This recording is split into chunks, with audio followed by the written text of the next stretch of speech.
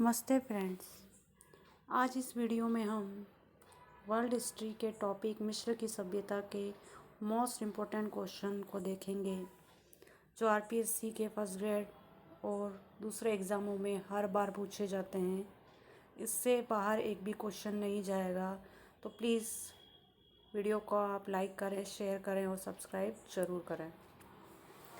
पहला क्वेश्चन है, मिस्र को नील नदी का वरदान किसे कहते हैं? जो इतिहास के जनक कहे जाते हैं, हेरोडोटस ने कहा था मिस्र नील नदी का वरदान है। नेक्स्ट क्वेश्चन है, मिस्र के राजाओं को क्या कहा जाता है? तो मिस्र के राजा जो हैं उनको फ़राओ कहा जाता है।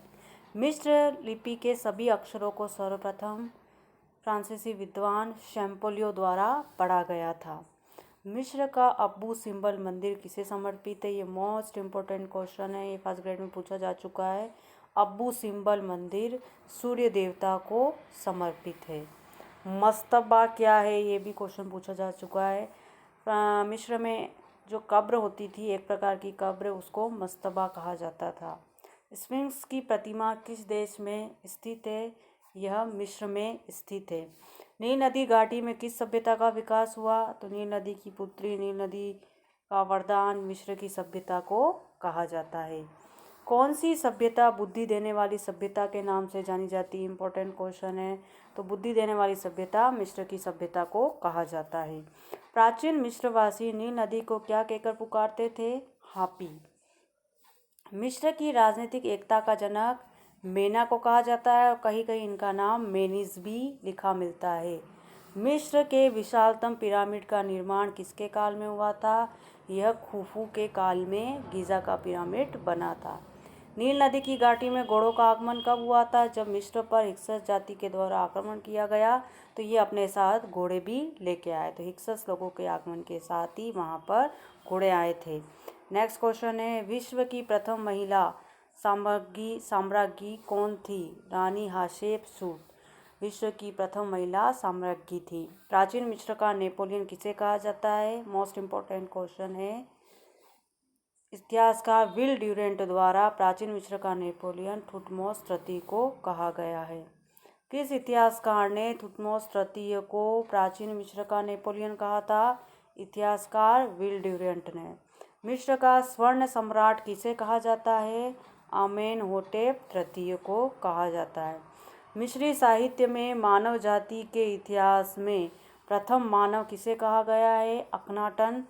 जो आमेनहोटेप चतुर्थ थे वह अखनाटन नाम से प्रसिद्ध था, उनको प्रथम मानव कहा जाता था। फ़राओ का शाब्दिक अर्थ, फ़राओ मिस्र के राजाओं को कहा जाता था और फ़राओ का जो शाब्दिक अर्थ होता है वह होता है बड़ा घर। नेक्स्ट क्वेश्चन है, मिस्र में प्रांतों को कितने भागों में बांटा गया था? वह इन्हें क्या कहा जाता था? मिस्र में प्रांतों को 40 प्रांतों में भागों में बांटा था। मोस्ट इम्पोर्टेंट क्वेश्चन है। और इन प्रांतों को नोम कहा जाता है। तो यहाँ पे जो शासक होते थे उनको नोमेन कहा जाता था, प्रांतपति को। मिस्र में कानून प्रणाली का मुखिया क्या कहलाता था? फेरो कहा जाता है। मिस्र में सर्वाधिक प्रचलित लोकप्रिय देवता कौन थे? एमन रे, जो सूर्य देवता का रूप माने जाते हैं। नेक्स्ट क्वेश्चन है हमारा, मिस्रवासियों के मृत शरीर किस नाम से जाने जाते थे? मिस्रवासियों के मृत शरीर मम्मी के नाम से जाने जाते थे। मिस्र में सोना कहाँ से प्राप्त होता था? तो मिस्र में क्या है कि चारों तरफ रेगिस्तान होता था, तो सोना वो नूबिया से मंगाते थे। नेक्स्ट क्वेश्चन है, समुद्र में चलने वाले जहाज़ों का निर्माण सर्वप्रथम कौन सी सभ्यता से हुआ? तो मिस्र की सभ्यता में मिस्रवासियों ने जहाज़ों का निर्माण भी प्रारंभ कर दिया था। शाड़ूफ क्या था? Most important. शाड़ूफ का संबंध फसल, जैसे ढेकली कह सकते हैं अपन, जैसे नील नदी का जो स्तर था वहाँ की भूमि से नीचे होने के कारण अब पानी को कैसा लाया जाए ऊपर, तो पानी को ऊपर उठाकर खेतों तक ले जाने के लिए मिस्रवासियों ने शाड़ूफ का आविष्कार किया था। कौन सी सभ्यता को लेखन कला का विकास करने का श्रेय दिया जाता है? मिस्री सभ्यता को। मिस्र की प्राचीन लिपि का क्या नाम है? हायरोग्लिफिक लिपि कहा जाता है। विश्व में पहला पंचांग बनाने का श्रेय किसे जाता है? मिस्रवासियों को। विश्व की प्रमुख देन क्या है कि सबसे पहला सौर पंचांग कह सकते हैं पंचांग मिस्रवासियों ने बनाया। पिरामिड शब्द की उत्पत्ति कहाँ से हुई है, वह इसका क्या अर्थ है। पिरामिड शब्द की उत्पत्ति मिस्री भाषा के शब्द पिरेमस से हुई है और पिरामिड का अर्थ होता है ऊंचा, क्योंकि पिरामिड आपने देखे ही हैं, इतने ऊंचे ऊंचे बने हुए हैं वो। पिरामिड को किसने देखकर कहा था? मनुष्य ने दैत्य का आकार पृथ्वी पर उतार दिया है, नेपोलियन ने। मिस्र में अबू सिम्बल का मंदिर किसको समर्पित है? सूर्य देवता को। रोजेटा शिलालेख में टॉलेमी के साथ किसका नाम पहचाना जा गया है? क्लियोपेट्रा, जो विश्री सुंदरी कहलाती है। मिस्र का राज चिन्ह क्या था? पेपायरस का गुच्छा। वही है मिस्र के प्रांतपति, जैसे मिस्र के प्रांत को नोम कहा जाता है तो उनके प्रांतपति को क्या कहा जाता है? नोमार्क कहा जाता है। मिस्र का प्रसिद्ध पिरामिड कहाँ स्थित है? गीज़ा का पिरामिड। स्फिंक्स क्या है? विशाल सिंह मानव मूर्ति। जो गीज़े का पिरामिड है उसी के पास में ये बना हुआ है स्फिंक्स, जो क्या है? विशाल सिंह मानव मूर्ति है।